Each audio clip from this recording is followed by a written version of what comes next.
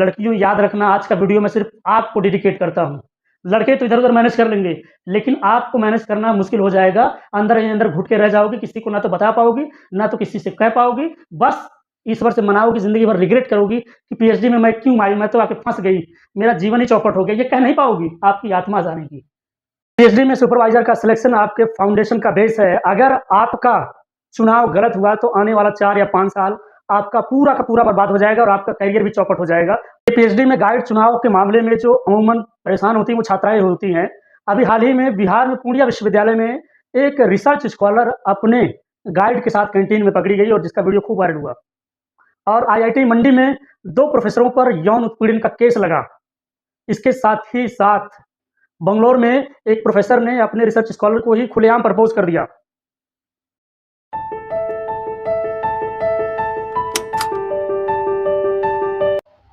जय हिंद साथियों, पीएचडी में गाइड कैसे चुनें, पीएचडी में सुपरवाइज़र का सिलेक्शन कैसे करें, यह डिसीज़न इतना इम्पोर्टेंस हो जाता है कि आपके शादी से ज़्यादा इम्पोर्टेंट हो जाता है। याद रखिए, शादी में यदि आपने गलत डिसीज़न लिया, तो चीज़ें कहीं न कहीं मैनेज हो जाएँगी, लेकिन अगर आप सुपरवाइज़र गलत चुन लिया ना, तो आपका पूरा का पूरा करियर चौपट हो जाएगा। क्यों? क्योंकि जिस प्रोफ़ेसर के साथ, जिस गाइड के साथ, जिस सुपरवाइज़र के साथ आप 3 से लेके 5 साल, 6 साल रहने वाले हो, यदि वहाँ पे आपने अपने करियर को ऊँचाइयाँ नहीं दी, अपने करियर को ग्रोथ नहीं किया, तो यकीन मानिए आप जो इस स्थिति में आज हैं बिना पीएचडी किए हुए, कल जब 5 साल बीत जाएगा, 3 साल बीत जाएगा, फिर उसी स्थिति में आ जाएँगे। तो क्या फ़र्क पड़ता है कि आप पीएचडी किए हों या ना किए हों? क्या फ़र्क पड़ता है नाम के आगे डॉक्टर लगा हो या ना लगा हो? आज हम उन सारे बिंदुओं पे बातचीत करने वाले हैं और उस बिंदु पे भी बात करने वाले हैं। यदि आपको कोई सुपरवाइज़र परेशान करता है, टॉर्चर करता है, आपसे पैसे लेता है या आपको बार-बार बुलाता है या दौड़ाता है, तो क्या प्रोफ़ेसर को बदला जा सकता है कि नहीं, उस पे भी बातचीत करेंगे। और ख़ास तौर पे लड़कियों के लिए मैं बहुत कुछ बताने वाला हूँ। तो चलिए आज की वीडियो की रूपरेखा को समझ लेते हैं। हमें गाइड का जो चुनाव करना है, वो यूनिवर्सिटी कैंपस में गाइड लेना है या फिर कॉलेज में गाइड लेना है, एडेड कॉलेज में। कोई भी यूनिवर्सिटी होती है, उसके एडेड कॉलेज भी होते हैं और यूनिवर्सिटी में भी गाइड या सुपरवाइज़र की सीट होती है। इसके अलावा जेआरएफ वालों को क्या बेनिफिट मिलने वाला है अगर वो कॉलेज में रहते हैं या यूनिवर्सिटी में रहते हैं? नेट वालों का क्या मामला रहेगा या ओनली पीएचडी या रेट या ओनली पीजी वालों का क्या मामला रहेगा? क्यों? क्योंकि सबसे ज़्यादा जो संख्या होगी ना, ये ओनली पीएचडी या रेट वाले होंगे, जेआरएफ वालों की संख्या कम होगी और गवर्नमेंट जॉब वालों की संख्या बड़ी कम होगी। तो आज का ये वीडियो यकीन मानिए आपके जीवन में वो बदलाव करने वाला है ना, कि आप कहोगे गौतम सर आपने क्या बात बता दिया, मुझे बहुत अच्छा फ़ील हो रहा है। और वीडियो अगर आपको अच्छा लगे वीडियो को लाइक करिएगा, चैनल को सब्सक्राइब करिएगा, एक कमेंट ज़रूर लिखिएगा, आपका सब्जेक्ट क्या है और इन फ्यूचर अगर आपके साथ ऐसा कुछ होता है तो मैं आपके साथ हूँ, ठीक? तो चलिए पहली चीज़ तो मैं आपको ये बता देता हूँ, किसी भी यूनिवर्सिटी में जब आप एग्ज़ाम देते हैं, एग्ज़ाम देने के बाद आपका प्री पीएचडी कोर्स चलता है। प्री पीएचडी कोर्स चलता है, उस कोर्स के दौरान सुपरवाइज़र की लिस्ट आती है। सुपरवाइज़र की या गाइड की लिस्ट आती है। गाइड की लिस्ट आती है, उस गाइड की जो लिस्ट आएगी ना, उसमें 3 लिस्ट आएगी, मतलब जो गाइड की लिस्ट आएगी, उसमें आप 3 सुपरवाइज़र को सेलेक्ट कर सकते हैं। 3 सुपरवाइज़र 3 सुपरवाइज़र का मतलब आपको नाम लिख के देना होगा कि मैं पहले इन्हें चाहती हूँ, अगर ये नहीं मिलते हैं तो मैं इनको लेना चाहूँगा या ये नहीं मिलते हैं तो मुझे ये चाहिए। मान लीजिए जैसे पहले पे आपने मुझे चयन कर लिया कि डॉक्टर प्रोफ़ेसर मुझे सर गौतम को पहले सर लेना है। आपने पहले मेरा नाम डाल दिया। अब फिर आपने मान लेते हैं सुरुचि मैम का नाम डाल दिया। या फिर आपने मान लीजिए कि ज्ञान सर का नाम डाल दिया। मैं ये एग्ज़ाम्पल बता रहा हूँ कि आपको पीएचडी में 3 सुपरवाइज़र चयन करने होते हैं, जो आपको चाहिए ही चाहिए सबसे पहले उनको ऊपर रखिए, है ना? मान लीजिए ये अगर ये नहीं मिले तो ये मिल जाएँगे, ये नहीं मिले तो ये ज़रूर मिल जाएँगे। तीनों में से कोई ना कोई प्रोफ़ेसर ऑलरेडी मिल जाएगा। क्यों? क्योंकि सीट सबके अंदर रहेगी, उन्हीं के नाम ही लिस्ट में रहेगा, आपको मिल जाएगा। लेकिन हाँ, जिनका नाम आप डाल रहे हो, उनसे एक बार जाके ज़रूर कह देना सर मैं आपका नाम डाल रहा हूँ, आपको पीएचडी सुपरवाइज़र के रूप में मैं चयन करना चाहता हूँ, आपके साथ में पीएचडी करना चाहता हूँ, आपके साथ में रिसर्च करना चाहता हूँ। इतनी बात जाके ज़रूर कह देना। ऐसा नहीं कि लिस्ट आ गई, साइट पे चेक कर लिया और आए यूनिवर्सिटी में फॉर्म भरा, फॉर्म भर के जमा कर दिया, भर के चले गए। अरे जिसका नाम भर रहे हो उससे तो एक बार पूछ लो किसके पास सीट खाली है, क्योंकि जितने भी बच्चे रहेंगे वो एक दूसरे से बात किए रहेंगे, सर मैं आपके अंदर पीएचडी करना चाहता हूँ, मुझे आपका नाम भरना है। कहीं ऐसा तो नहीं है कि एक टीचर को सबने भर दिया है, तब तो नहीं मिलने वाला है। इस बात को आप लोग ध्यान रखेंगे। अब इम्पोर्टेंस क्या हो जाता है, दूसरी चीज़ देखिए प्रोफ़ेसर क्या होते हैं, प्रोफ़ेसर 3 होते हैं। प्रोफ़ेसर क्या होते हैं? 3 प्रोफ़ेसर होते हैं। पहला तो प्रोफ़ेसर होते ही हैं प्रोफ़ेसर, प्रोफ़ेसर, फिर उसके बाद एसोसिएट प्रोफ़ेसर होते हैं। एसोसिएट प्रोफ़ेसर, फिर असिस्टेंट प्रोफ़ेसर। 3 प्रोफ़ेसर होते हैं, 3 तरह के प्रोफ़ेसर। जिसकी जल्दी में नौकरी लगी रहती है, वो असिस्टेंट प्रोफ़ेसर कहलाता है। जैसे मैं ज्योग्राफ़ी डिपार्टमेंट का हूँ, तो मेरे यहाँ 9 टीचर हैं, 9 प्रोफ़ेसर, उसमें से सिर्फ़ 1 प्रोफ़ेसर है जो हमारे एचओडी सर हैं। बाकी जो 8 लोग हैं, वो असिस्टेंट प्रोफ़ेसर हैं, कोई एसोसिएट प्रोफ़ेसर भी नहीं है ना? तो जो प्रोफ़ेसर होते हैं, ये बहुत अच्छे होते हैं क्योंकि इनको जीवन में बहुत एक्सपीरियंस होता है और इनको पीएचडी करवाने का बहुत एक्सपीरियंस होता है। असिस्टेंट प्रोफ़ेसर कौन होता है? अरे हम ही आप तैयारी कर रहे हैं, कहीं असिस्टेंट प्रोफ़ेसर का फ़ॉर्म निकला, भर दिया और पीएचडी कर रहे थे, पूरा कर भी नहीं पाए, कहीं प्रोफ़ेसर बन गए। और वहाँ हमें अलॉट हो गया कि हमें पीएचडी कराना भी है। तो हम खुद भी ढंग से सीखे नहीं हैं, दूसरों को कितना अच्छा सिखाएँगे, आप बताओ? लेकिन असिस्टेंट प्रोफ़ेसर भी जो पुराने हो गए, जिनका 4 साल हो गया, 5 साल हो गया, जिन्होंने 2-4 पीएचडीयाँ सबमिट करवा दी हैं, उनको एक्सपीरियंस हो जाता है, कोई दिक्कत नहीं है। अब इसमें दिक्कत ये होती है कि सर हम प्रोफ़ेसर लें कि एसोसिएट प्रोफ़ेसर लें कि असिस्टेंट प्रोफ़ेसर का चयन करें? आप यकीन मानिए सारे लोग अच्छे होते हैं। आप बस इतना जानिए इनके पास बहुत एक्सपीरियंस प्रोफ़ेसर के पास, एसोसिएट के पास उससे कम, सबसे कम असिस्टेंट प्रोफ़ेसर के पास एक्सपीरियंस होता है। तो ऐसे में पहला रेफ़रेंस तो आप लोग रखिए प्रोफ़ेसर का। अरे भाई साहब लोग प्रोफ़ेसर का रेफ़रेंस रखेंगे, तो एसोसिएट को कौन रखेगा? असिस्टेंट प्रोफ़ेसर को कौन रखेगा? क्योंकि सीट जो रहेगी सबसे ज़्यादा वो असिस्टेंट प्रोफ़ेसर का ही रहेगा। क्यों? क्योंकि जो प्रोफ़ेसर होते हैं, इनके अंदर 6 लोग पीएचडी कर सकते हैं। जो एसोसिएट होते हैं, इनके अंदर भी 4 से 6 लोग पीएचडी कर सकते हैं। जो असिस्टेंट प्रोफ़ेसर होते हैं, इनके अंदर 3 रिसर्च स्कॉलर पीएचडी कर सकते हैं। ठीक, इस बात को जानते रहिए। अब कोई भी आपको मिले, कोई हेडेक वाली बात नहीं, कोई दिक्कत नहीं है। प्रोफ़ेसर वो लोग क्या होते हैं, ये आयोग में जाते हैं, क्वेश्चन बनाते हैं, पेपर बनाते हैं। इन फ्यूचर आप कहीं एग्ज़ाम देने गए और कहीं इंटरव्यू देने गए, थोड़ा-सा पावर सोर्स भी लगा सकते हैं, सर आप वहाँ जाएँगे, मेरा इंटरव्यू है, थोड़ा देख लीजिएगा, तो थोड़ा-सा काम बन जाता है ना? तो ये चीज़ आप लोग जानते रहिए।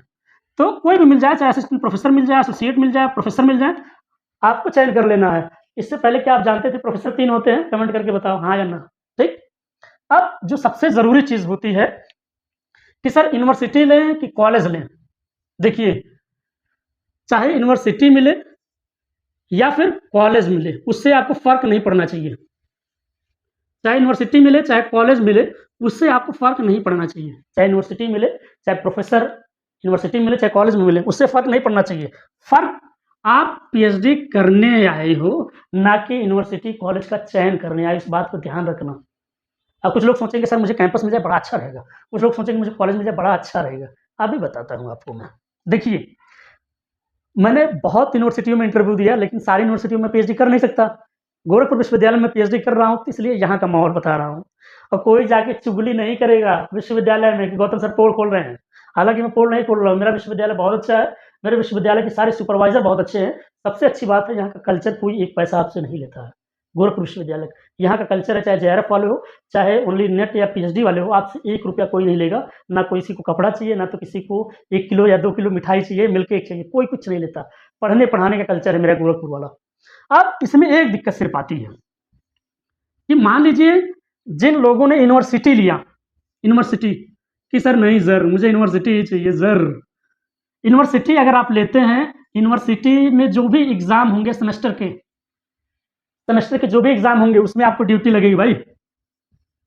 आपकी ड्यूटी लगेगी और इसके अलावा जो भी सेमिनार होंगे सेमिनार का मतलब प्री पीएचडी वगैरह सबमिशन हमेशा चलता रहता है यूनिवर्सिटी में। इसमें सारी व्यवस्था वगैरह आप देखोगे, व्यवस्था और 10 से लेकर शाम 4 बजे तक आपकी ड्यूटी लगेगी। चाहे सुबह 10 बजे आओगे, 4 बजे तक यूनिवर्सिटी में रहोगे, चाहे थीसिस पढ़ो, चाहे कोई तैयारी करो, लेकिन आपको रहना पड़ेगा। अब इसमें 2 चीज़ें हैं। पहला चीज़ जो आप 10 से 4 बजे के बीच में आते हो, इसको आप पॉज़िटिव और नेगेटिव दोनों तरीके से ले सकते हो। आप आकर या तो पढ़ाई करिए या रिसर्च पे काम तो करना ही करना है। इसके साथ अपने करियर का भी ध्यान रखना है। ऐसा थोड़ी है कि आप पीएचडी कर रहे हो, पीएचडी के बाद आप प्रोफ़ेसर बन जाओगे या पीएचडी कर लिया तो आपका करियर सफल हो गया, नहीं। पीएचडी सिर्फ़ एक एलिजिबल डिग्री है सबसे बड़ी। आपके नाम के आगे डॉक्टर लग जाएगा। इसके साथ ही 3 सालों में, 5 सालों में आपको लगातार मेहनत करते हुए कहीं न कहीं प्रोफ़ेसर हो जाना है। ऐसा नहीं कि लगा-बझा के रखना है कि भैया पीएचडी मैं कर रही हूँ, पीएचडी मैं कर रहा हूँ। याद रखना ये आपका फाउंडेशन है, बेस है। अगर 3 साल या 5 साल में अगर आपने पीएचडी सबमिशन करके कहीं जॉब नहीं मिला तो यकीन मानिए आपकी स्थिति बहुत खराब हो जाएगी, बद से बदतर हो जाएगी। ठीक? अब कॉलेज में जो लोग रहेंगे देखिए कॉलेज में थोड़ी-सी छूट रहती है, थोड़ी-सी छूट रहती है। और ये सब कुछ निर्भर करता है आपके गाइड पर। सब कुछ ए टू ज़ेड निर्भर करता है आपके गाइड पे। आपका गाइड चाहे तो आपको दिन-रात आपके पीछे अपने पीछे दौड़ाए, दिन-रात आपको डिस्टर्ब करके रखे। आपका गाइड अगर चाहे आपको छूट दे दे, "जा बेटा जहाँ पढ़ना है पढ़, जो करना है कर, मैं यहाँ हूँ, तू मेरे अंदर आ गया है, तेरी पीएचडी मैं सबमिट करा दूँगा और तुझे पीएचडी होल्डर बनवा दूँगा। कोई टेंशन नहीं, जा तू तैयारी कर, नौकरी ले, जिस दिन नौकरी ले लेगा, उस दिन आना, मैं आपको पीएचडी सबमिट करा दूँगा।" ठीक? ऐसे भी प्रोफ़ेसर होते हैं और कुछ प्रोफ़ेसर ऐसे भी होते हैं, जो दिन-रात आपको बुलाएँगे, डिस्टर्ब करेंगे, आपको करियर बनने ही नहीं देंगे। आपको दुनिया भर का तामा-झामा बजा के रखेंगे और 3 साल, 5 साल बीत जाएगा। याद रखिए, प्रोफ़ेसर अगर चाहेगा ना, तो आपकी पीएचडी 3 साल में सबमिट हो जाएगी, 3 साल में। और प्रोफ़ेसर अगर चाहेगा, तो आपकी पीएचडी को 6 साल भी लगने वाले हैं। आप यूनिवर्सिटी में जब आएँगे ना, तो बहुत सारे लोगों को देखोगे, जो 3 साल में पीएचडी सबमिट करके कहीं न कहीं प्रोफ़ेसर बन के चले गए। और उसी यूनिवर्सिटी में आप देखोगे, कुछ लोग ऐसे भी हैं, जो 6 साल से घूम रहे हैं, मेरी पीएचडी नहीं सबमिट हो रही है, मेरा थीसिस नहीं जमा हो पा रहा है, प्रोफ़ेसर मेरा साइन ही नहीं कर रहा है। तो इसलिए गाइड का चुनाव बहुत सूझ-समझ के करना है। याद रखिए, क्योंकि जो गाइड होगा ना, वो आपके करियर का तो फाउंडेशन बनाएगा ही बनाएगा। इसके अलावा एक सच्चा सुपरवाइज़र, एक अच्छा सुपरवाइज़र ये चाहेगा कि उसके अंदर पीएचडी करने वाला बच्चा कहीं न कहीं प्रोफ़ेसर बन जाए, कहीं न कहीं अधिकारी रैंक पे चला जाए। मेरे साथ पीएचडी करने वाली पूजा एसडीएम बन गई। मेरे साथ पीएचडी करने वाली लड़की हरियाणा में असिस्टेंट प्रोफ़ेसर बन गई। और इसी के साथ ही सबसे अच्छी चीज़ मैं बताऊँ, गाइड अगर आपको गाइड अगर आपको डिस्टर्ब करने वाला मिल गया ना, डिस्टर्ब, तो यकीन मानिए इतनी स्थिति खराब हो जाती है कि लोग आत्महत्या तक करने पे मजबूर हो जाते हैं। लोग सोचते हैं मैं पीएचडी करूँगा ही नहीं, बहुत सारे लोग पीएचडी छोड़ के भाग जाते हैं, क्योंकि पीएचडी पेशेंस का काम है। 5 साल पेशेंस रखना है, 3 साल पेशेंस रखना है, एक आदमी के आगे-पीछे घूमना है। कौन? आपका गाइड, आपका सुपरवाइज़र। अगर वो अच्छा मिल गया तो आगे-पीछे घूमने की ज़रूरत ही नहीं है। आप पीएचडी करते रहिए, लिखते रहिए थीसिस वगैरह चीज़ों को दिखाते रहिए, महीने में आके दिखाते रहिए, सर मैं ये लिखा, ये पढ़ा, ज़रा करेक्शन करिए, ज़रा सुधार करिए, है ना?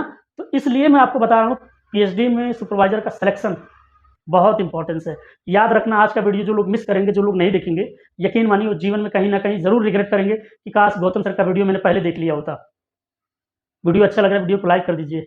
आप भी चैनल पे नए हो, चैनल को सब्सक्राइब कर लीजिए।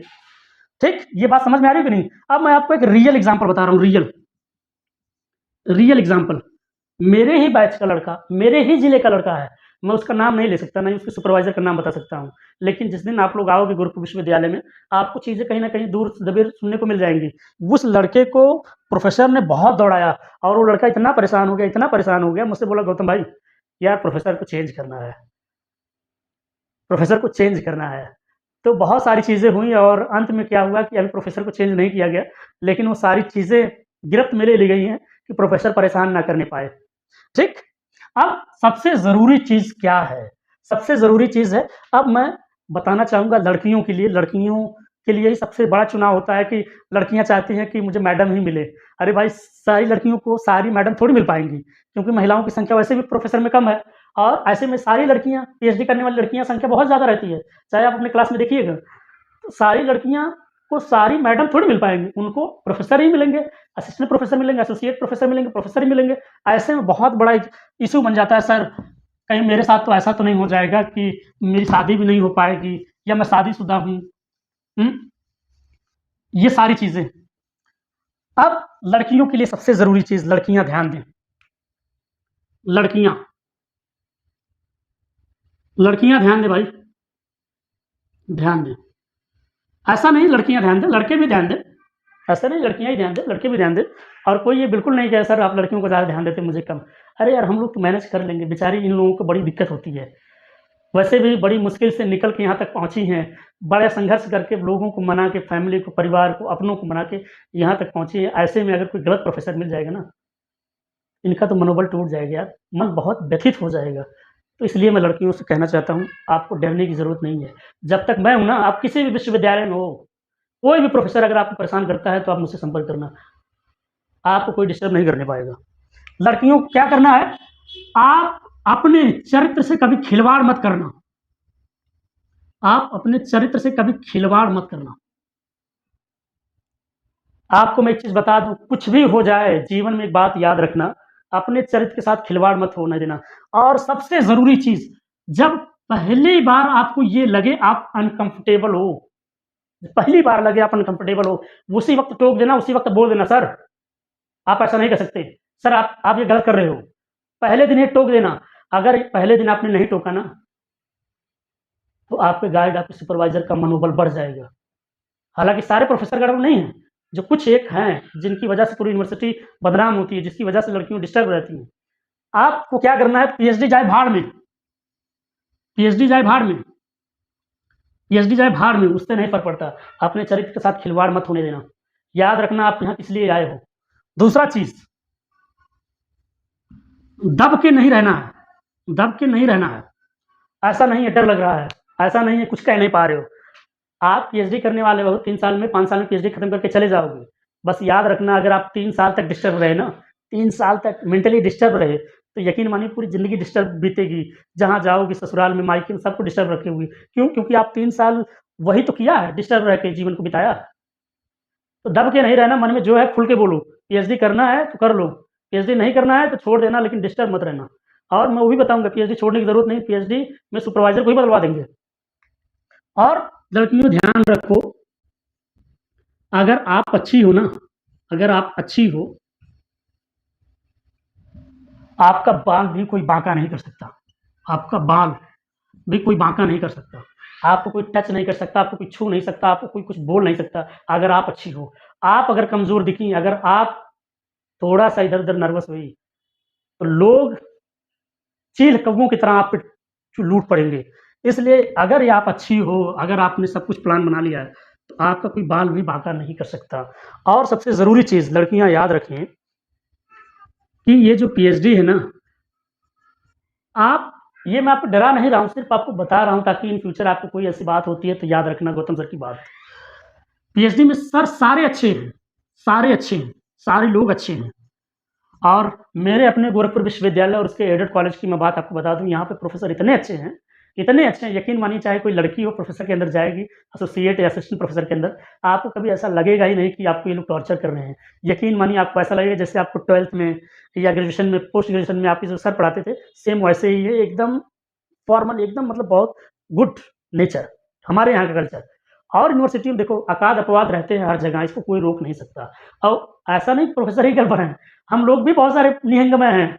याद रखना बहुत सारे स्टूडेंट ही प्रोफ़ेसर की ऐसी-तैसी के डालते हैं, है ना? तो ऐसा नहीं कि प्रोफ़ेसर की ही गलती है, कुछ अपनी भी गलतियाँ होती हैं। बट याद रखना है क्या?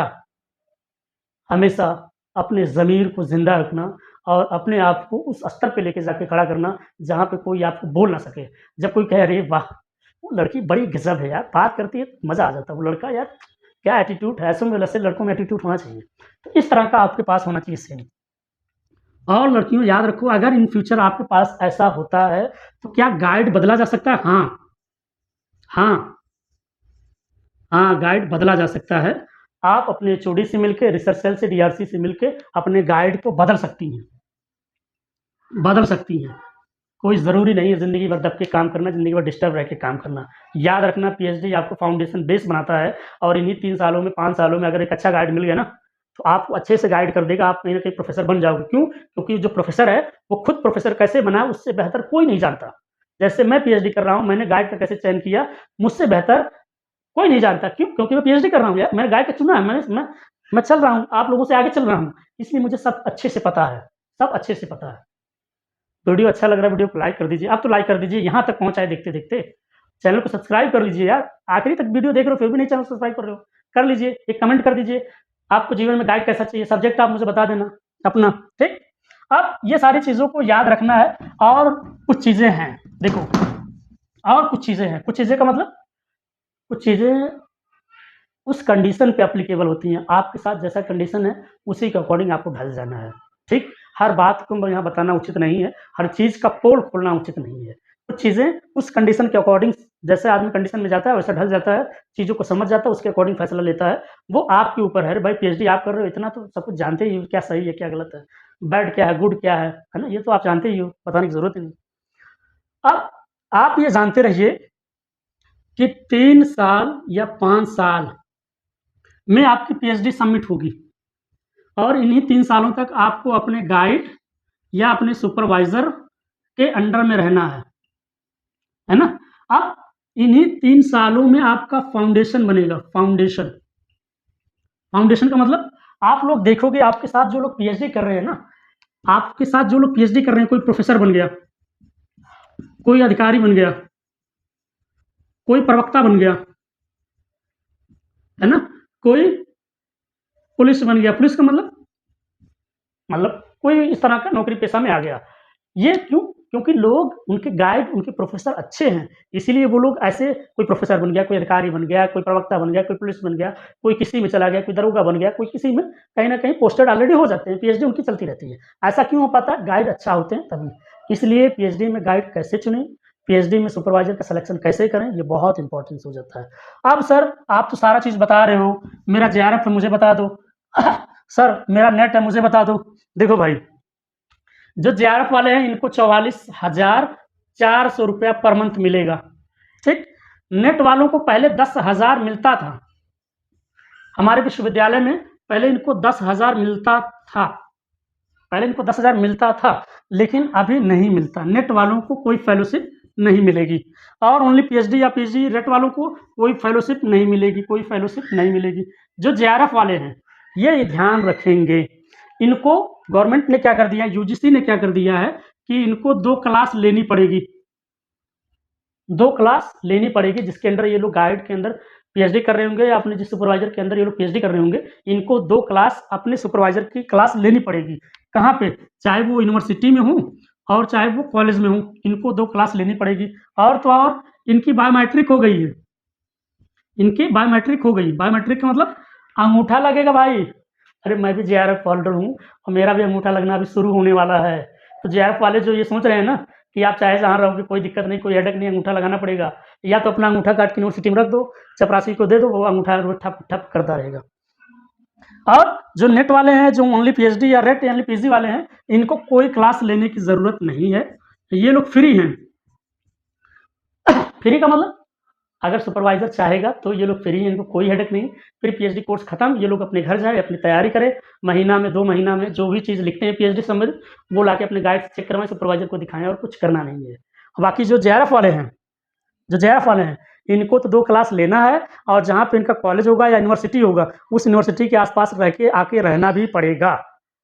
और मैं तो ये भी कहता हूँ जिसका ओनली नेट है या रेट है या पीजी है, वो लोग भी आए रहें, पीएचडी करना सीखें। इसके साथ ही साथ अपनी तैयारी को भी बनाइए। जो 3 साल 5 साल आपको मिला है, उसी में कहीं न कहीं सेलेक्ट हो जाइए, जेआरएफ निकाल लीजिए, क्योंकि जेआरएफ निकालने के बाद बहुत सारी मुश्किलें सॉल्व हो जाती हैं। और ये सब कुछ निर्भर करता है आपके गाइड पे।